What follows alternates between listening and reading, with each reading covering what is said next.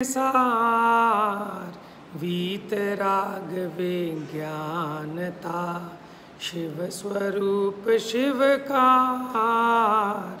नमः त्रियोग संहारिके। शुचि माने होता है पवित्र और अशुचि माने होता है अपवित्र। तो ये जीव शरीर के चक्कर में राग में फंसा है।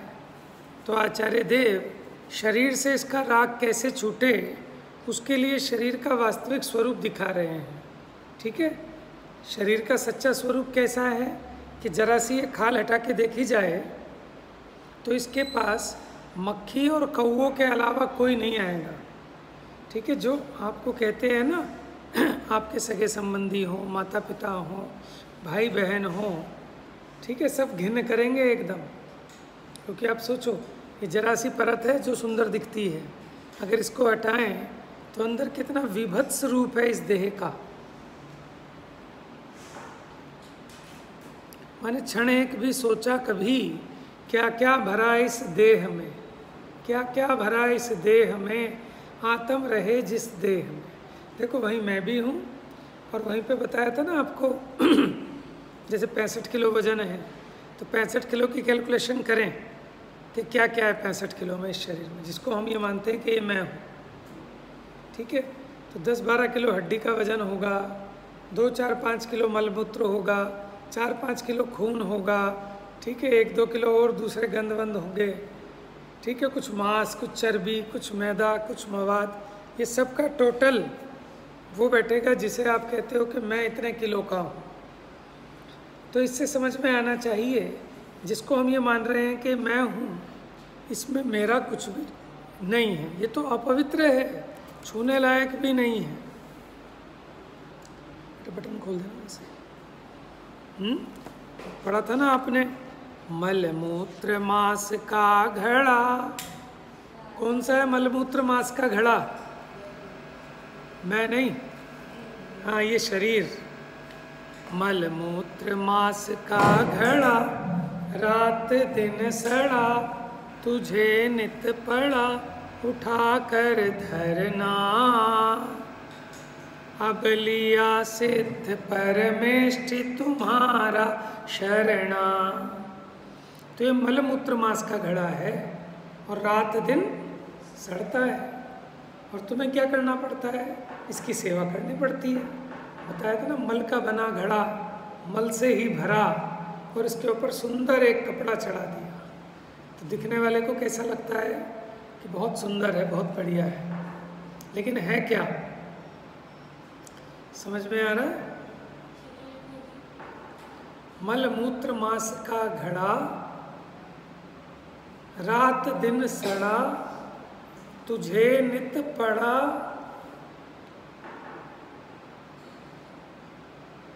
उठाकर धरना।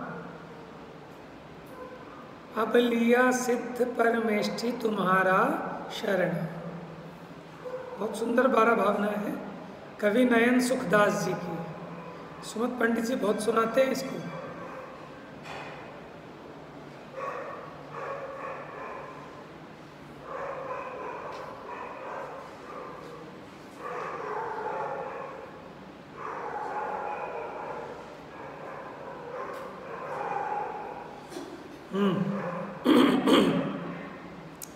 देखिए,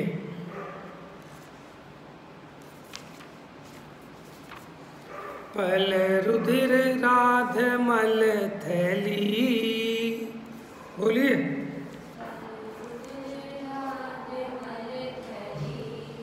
की कसव साधिते मैली, घिनकारी आसी देह कर के मैयारी। देखिए बेटा किताब में पल का मतलब होता है मांस। पल माने मांस, रुधिर खून रक्त, राध मवाद, पीक होती है ना वाइट वाइट, जैसे कहीं फोड़ा हो जाए तो उसमें से निकलती है ना वाइट वाइट मवाद, उसी को बोलते हैं पी। मल विष्ठा, थैली माने उसकी पोटली है। काहे की पोटली है ये शरीर? मांस, खून, पीप और विष्ठा की थैली है। समझ में? पोटली है पूरी उसकी। कीकस, हड्डी। कीकस माने याद रखना है आपने, वसा आदि। वसा होती है चर्बी, मैली, इससे अपवित्र है। तो पल, रुधिर, राध, मल की थैली है। कीकस वसा आदि ते मैली है। नव द्वार बहें घिनकारी। इस शरीर में 9 दरवाजे हैं गंदगी बाहर निकलने के। ठीक है? जैसे कान, आँख, नाक, मलमूत्र के द्वार। ठीक है? ये सब मिला के टोटल 9 द्वार बैठते हैं। देखो, 2, 2, 4, 2, 6, 7 और 2 मलमूत्र के हो गए 9। क्या निकलता है इनसे? गंदगी निकलती है। समझ में? आँख में से कीचड़ निकलता है, वो भी गंदगी है। कान में से मैल निकलता है, मुंह में से भी गंदगी निकलती है, थूकते हैं, वॉमिटिंग करते हैं। और मलमूत्र तो है ही गंदा। तो आप सोचो इसके अंदर क्या भरा है कि जो इसके छिद्र हैं वहाँ से गंदगी ही निकलती है। तो ऐसी देह करे किम यारी। तो फिर ऐसी देह से क्या यारी करना जो इतनी गंदी है? यारी का मतलब कि तुम इसको ये मानते हो कि ये मैं हूँ, ये मेरा है, इसमें राग करते हो, तो इसमें कुछ भी राग करने लायक नहीं है। देखो, एक छोटी सी आपको एक दृष्टांत सुनाता हूँ। मुझे नाम याद नहीं है, नाम वाम छोड़ते हैं, वैसे देखते हैं। एक राजकुमार था, ठीक है? उसको एक सुंदर स्त्री के से प्रेम हो गया।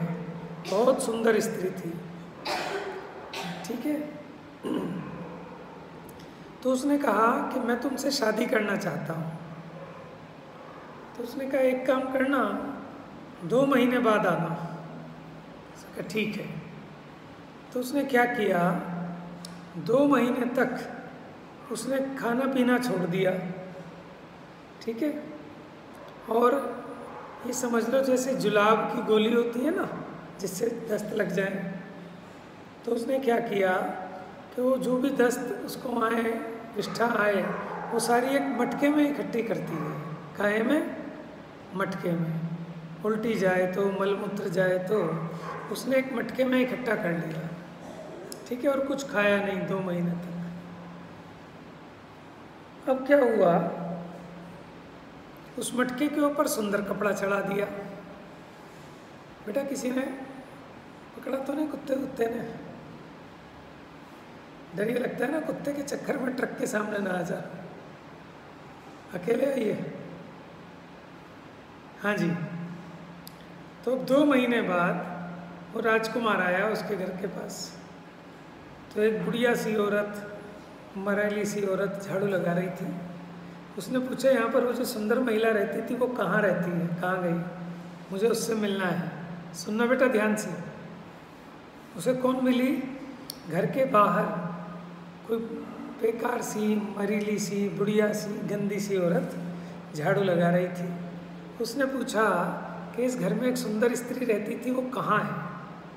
उसने इशारा कर दिया कि वहाँ है। किसकी तरफ इशारा किया? मटके की तरफ, ठीक है? अब वो गया, मटका ढका हुआ था सुंदर कपड़े से। उसने जैसे ही मटका खोला और झांका, उसमें इतनी गंदगी थी, इतनी उसकी वो गैस निकली कि उसकी आँखें ही चली गई। समझ में? तो अब आप ये सोचो, वो स्त्री पता है कौन थी जो झाड़ू लगा रही थी? अब वो उसको पहचाना ही नहीं, क्योंकि भाई 2 महीने कोई खाना नहीं खाएगा, ठीक है? और जुलाब ले लेगा तो सारी जो गंदगी है वो सब निकल गई। तो वो सुंदरता कहाँ गई जिसको वो सुंदर मान रहा था? उस मटके में गई कि नहीं गई? वही तो निकाला है ना उसने अपने में से। अब क्या बचा? बात समझ रहे हो? काहे की सुंदरता है शरीर की।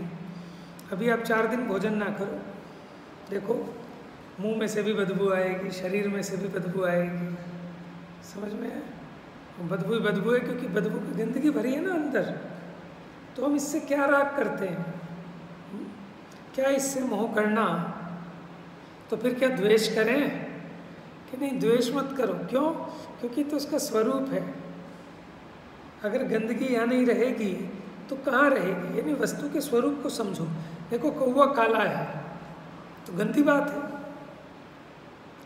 गंदी नहीं है, कौवा काला ही होता है, उसका स्वरूप है। नाली में से बदबू आती है तो घिन करनी चाहिए कि नहीं? कि बदबू अगर नाली में से नहीं आएगी तो कहाँ से आएगी? उसमें से तो आनी चाहिए, वो उसका स्वरूप है। तो उसी प्रकार ये देह मलमूत्र मांस से बनी है। तुम इसमें बिना मतलब मोह कर रहे हो। 4-4 बार शीशा देखते हैं, हाँ मैं कितना सुंदर लग रहा हूँ, समझ में? तो विचार करना चाहिए। एक्सरे देखा है कभी आपने? एक्सरे, अल्ट्रासाउंड देख के घिन आएगी। क्या है? हड्डियों का ढांचा है ना, एक्सरे में देखा है आपने? फिर आप कहते हो देखो ये किसकी हड्डियाँ है, किसका एक्सरे है? हुआ था किसका? तेरा एक्सरे हुआ था। देखा है अपना एक्सरे? निकाल के देखिए, लगेगा भूत आ गया, हड्डियों का ढांचा ही ढांचा है, और है क्या? समझ में आया? तो आचार्य देव ने ये अशुचि भावना का चिंतन कराया, ताकि ये जो देह में एकत्व बुद्धि कर रहा है, देह में राग कर रहा है, और इसकी वजह से अपने आत्मा को नहीं जान रहा, अपने आत्म कल्याण से दूर हो रहा है, तो किस प्रकार इसका इस शरीर में राग छूटे। तो उन्होंने वस्तु का स्वरूप बताया है, झूठ थोड़े बोला है। ऐसा वस्तु का स्वरूप है कि नहीं? और शरीर के ऐसे स्वरूप का विचार करने पर शरीर के प्रति जो हमारी आसक्ति है, राग है, वो छूट जाता है। अभी हम इसको खिलाना पिलाना चाहते हैं, सजाना चाहते हैं, तो समझना किसको सजा रहे हैं? मल के घड़े को। जैसे किसी ने विष्ठा का लड्डू बनाया और उस पर चांदी का वर्क चढ़ा दिया, उसके ऊपर थोड़ी केसर डाल दी, थोड़ा सा सेंट छिड़क दिया केवड़ा, और सजा के रख दिया मिठाई की दुकान में। बिक जाएगा कि नहीं बिक जाएगा? बिक जाएगा भैया, बहुत बुरी हालत है। कोई पूछेगा साहब भाई साहब ये स्पेशल मिठाई है, ये स्पेशल मिठाई है आज की। समझ में आया? क्यों? ये जीव क्या देखता है कि बाहर की सुंदरता देखता है।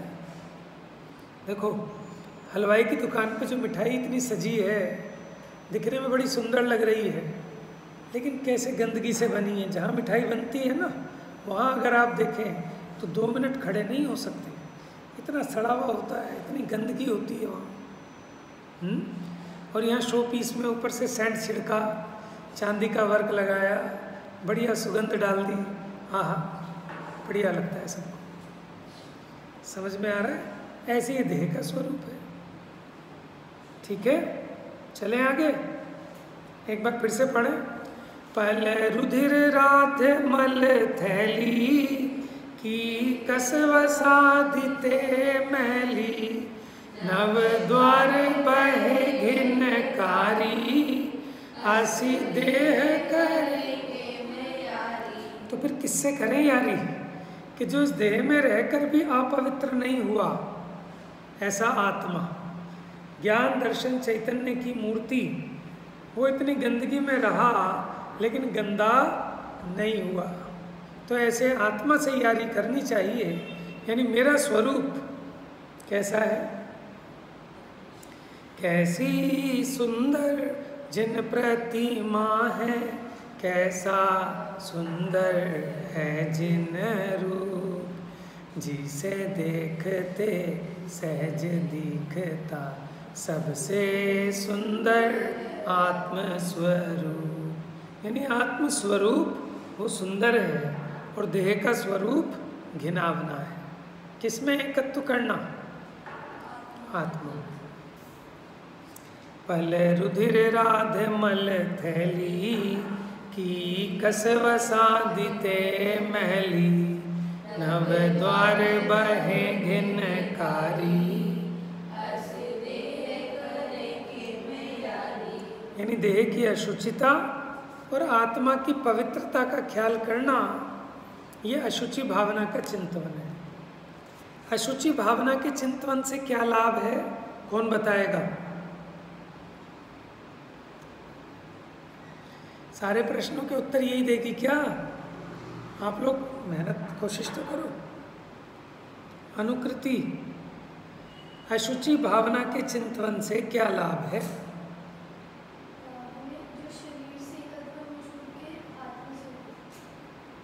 हमें शरीर के प्रति जो एकत्वपना है वो छूटता है, शरीर में जो राग है वो टूटता है।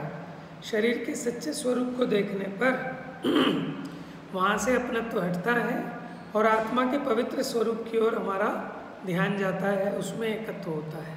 ठीक है। अब देखिए 6 भावनाएं, ये तो वैराग्य परक थी, और अब 6 भावनाएं तत्व परक है। यहाँ हम तत्व का विचार करेंगे। वैसे तो वहाँ भी तत्व का विचार किया, लेकिन संसार, शरीर है और भोगों के स्वरूप का विचार किया। अब हम किसका विचार करेंगे? आश्रव का, संवर का, निर्जरा का, लोक का, बहुत ही दुर्लभ का और धर्म का। ठीक है। जो योगन की चपलाई ताते है आश्रव भाई, आश्रव दुख कार घनेरे।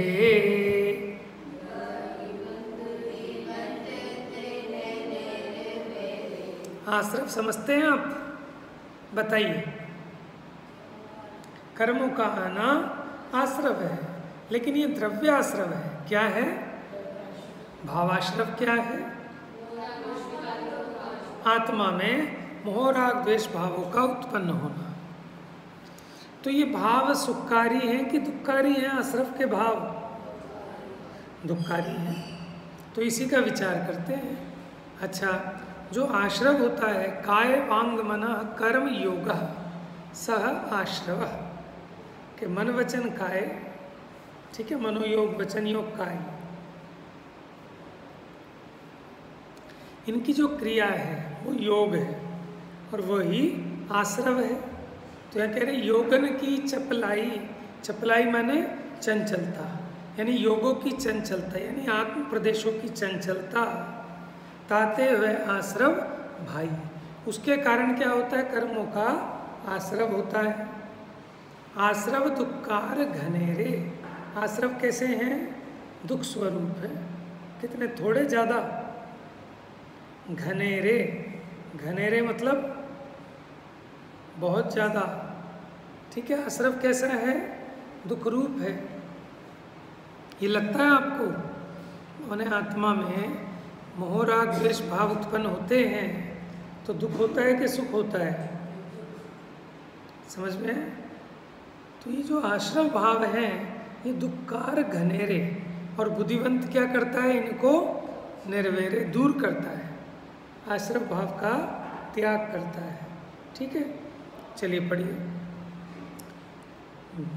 जो योगन की चपलाई ताते आश्रव भाई, आश्रव दुख कार घनेरे।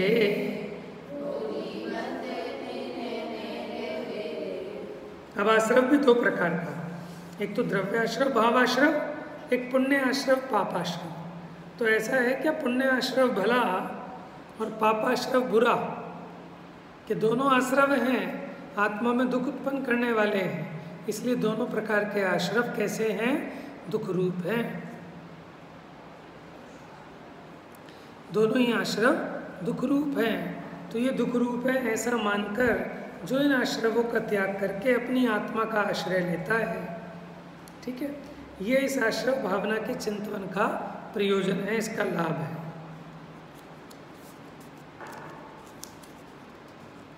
पढ़ाएं संवर भावना, समझ में आ रही है? आसान आसान है ना? पेपर कब लेना है आपका?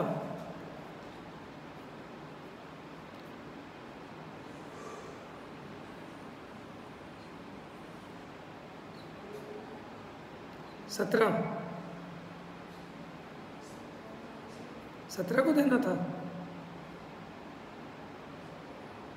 कब देना है? आज 17 तारीख है, 20 को रख लें, 19 को। आज तो 17 ही है, कल 18 है, 19 को रिवीजन, कुछ क्वेश्चन आंसर, कोई डिस्कशन आपने करना हो उसमें चौथी डाल में 19 की इवनिंग में। ठीक है, रेडी हो जाना बेटा अच्छे से। चलिए, बहुत बढ़िया।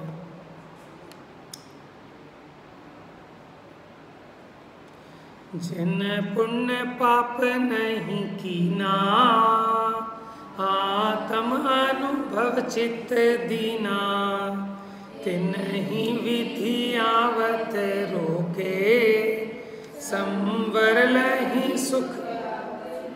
पहले आप ये बताओ संवर होता क्या है? आश्रव का निरोध वो संवर है। आश्रव निरोध संवर। आश्रव का रुकना वो संवर है, माने जो कर्म आते थे उनका आना रुक जाना। और भाव संवर क्या है? आत्मा में मोह राग द्वेष भावों का उत्पन्न होना, रुक जाना। समझ में है? आश्रव दुखकार था तो संवर कैसा होगा? सुखकारी। जिन पुण्य पाप नहीं कीना, न तो जिसने पुण्य भाव करे न पाप भाव करे। आत्म अनुभव चित्त दीना, माने आत्मा के अनुभव में ज्ञान को लगाया, अपने आत्म स्वरूप का अनुभव करता है। तिन्हि विधि आवत रोके। विधि का मतलब लिख लो क्या होता है? कर्म। विधि माने तिन्हि विधि आवत रोके, उन्होंने ही विधि माने कर्मों को, आते हुए कर्मों को रोका है। संवर लही, संवर को प्राप्त किया। सुख अवलोके, सुख का साक्षात्कार किया, सुख को प्राप्त किया। ठीक है, तो संवर भावना ये कहती है कि जो पुण्य पाप भाव हैं दोनों ही राग द्वेष रूप है। तो जो मोह राग द्वेष से रहित अपनी आत्मा का चिंतन करता है, अपनी आत्मा का अनुभव करता है, उसे क्या होता है? संवर होता है कर्मों का और सुख को प्राप्त होता है। तो संवर सुख रूप है, आश्रव दुख रूप है। आश्रव मेटने लायक है, संवर प्रकट करने लायक है। ऐसी भावना आश्रव और संवर भावना में भाई गई है। ठीक है, एक बार फिर पढ़िए। जिन पुण्य पाप नहीं कीना, आत्म अनुभव चित्त दीना, तिन्हि विधि आवत रोके, संवर लहि सुख अवलोके।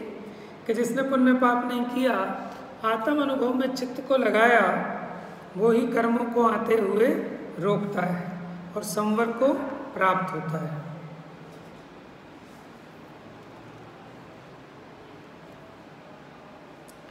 निर्जरा, निर्जरा क्या होती है? देखो, नवीन कर्मों का तो हो गया संवर, लेकिन जो पुराने कर्म बैठे थे अब उनको भी निकालना है ना, उसको कहते हैं निर्जरा, यानी शुद्धि की वृद्धि, ये भाव निर्जरा। अशुद्धि का रुकना, शुद्धता का प्रकट होना, इसका नाम है संवर। और शुद्धि की वृद्धि होना, इसका नाम निर्जरा। निज काल पाए विधि झरना, तासो निज काज न सरना, कर जो कर्म की पावे, सोई शिव सुख दर्शावे। क्या कह रहे हैं? निज काल पाए विधि झरना। विधि माने क्या बताया था? विधि माने यानी अपना समय पाकर कर्मों का झड़ना। तासो निज काज ना सरना, उससे अपना काम होने वाला, क्योंकि सब कर्म बांधे हुए हैं, अपने अपने समय में उदय में आते हैं और फल देकर चले जाते हैं। तो कह रहे भैया निज काल पाए विधि झरना, कि कर्म जो अपने काल में अपने समय पर उदय में आकर फल देकर चले जाते हैं, उससे अपनी बात बनने वाली नहीं है। तो फिर किससे बनेगी? माने उससे धर्म रूपी कार्य होने वाला नहीं है। तो फिर कैसे होगा? कैसे होगा? तप करी, तप करके जो कर्मों को खिपावे, सो ही शिव सुख दर्शावे। माने जो कर्मों की निर्जरा करता है ना तप के द्वारा, इसको कहते हैं अविपाक निर्जरा। कौन सी निर्जरा? अविपाक, माने समय से पहले कर्मों का नाश कर देता है, वो है अविपाक निर्जरा। देखो, समय पूरा होने पर कर्म का खिरना वो तो अज्ञानी जीवों की भी होता है, उसको कहते हैं सविपाक निर्जरा। कौन सी? समस्त अज्ञानी जीवों को होती है सविपाक निर्जरा, ठीक है। लेकिन जो अविपाक निर्जरा है वो ज्ञानी जीवों को ही होती है। दूसरा डिफरेंस,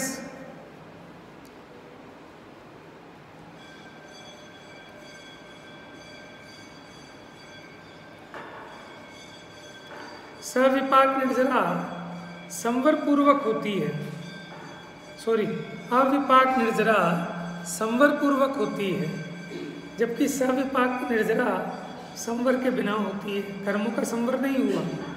जैसे देखो, कर्जा चुकाना किसको कहते हैं? लेकिन कोई कर्जा कैसे चुकाता है? किसी के 1 रुपये चुकाने हैं तो किसी दूसरे से 1 रुपये उधार लेके उसके चुका दिए, फिर किसी और के 1 रुपये उधार लेके उसके चुका दिए। तो ये जो कर्जा चुक रहा है ये वास्तव में कर्जा नहीं उतर रहा। तो सविपाक निर्जरा कैसी है कि कर्म अपने समय में उदय में आकर फल देकर चला जाता है, वो सविपाक निर्जरा है। और तपस्या के बल से कर्मों को समय से पहले नाश कर दिया जाए संवर पूर्वक, वो अविपाक निर्जरा। तो मोक्ष मार्ग में कार्यकारी कौन सी निर्जरा है? अविपाक। विपाक माने होता है उसका समय आ जाना, पक जाना। जैसे आम को, ठीक है, वो केमिकल लगाकर समय से पहले पका लेता है माली, उस प्रकार ज्ञानी जो आगे आगे के अनंत काल के कर्म पड़े हैं उनको समय से पहले ही तपस्या के बल से नष्ट कर देता है। बात समझ में आ रही है? अच्छा, एक बात बताओ, जैसे नाव में पानी भर गया, अब निकालते हो ना पानी, तो निर्जरा हो रही है कि नहीं हो रही है? कि वो कौन सी निर्जरा है? सविपाक, क्योंकि छेद तो खुला हुआ है नीचे का, तो जितना आप पानी निकाल रहे हो उतना नीचे से भरे जा रहा है नाव में। अब अविपाक निर्जरा कैसे होगी? कि पहले छेद बंद करे, माने संवर करे, ठीक है, और फिर ये नाव का पानी निकाल दे, तो वो निर्जरा काम की है। नहीं तो ऐसी पानी निकालता रहे, कोई फायदा नहीं। तो अविपाक निर्जरा के लिए मैंने 2 उदाहरण दिए, एक तो नाव का और एक आम का। बात समझ में आ रही है? तो 2 प्रकार की निर्जरा है, इन दोनों निर्जराओं में भेद लिखना है, ज्ञानी के कौन सी होती है, अज्ञानी के कौन सी होती है।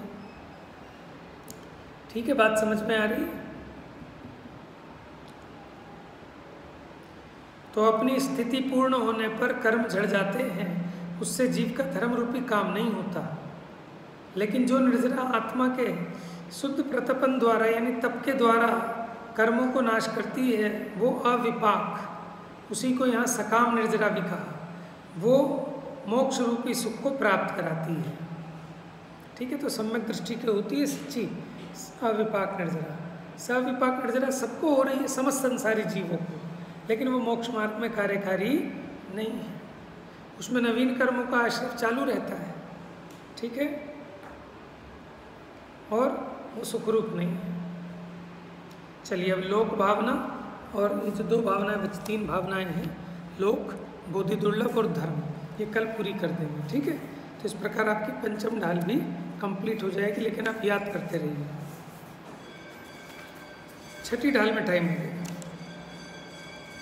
आप कठिन शब्द भी याद कर लीजिए, आज आप तैयारी करेंगे चौथी ढाल की, और जो आपकी क्वेरीज होंगी वो कल पूछ लेंगे। ठीक है, जा वाणी के ज्ञान से सूझे लोकालोक,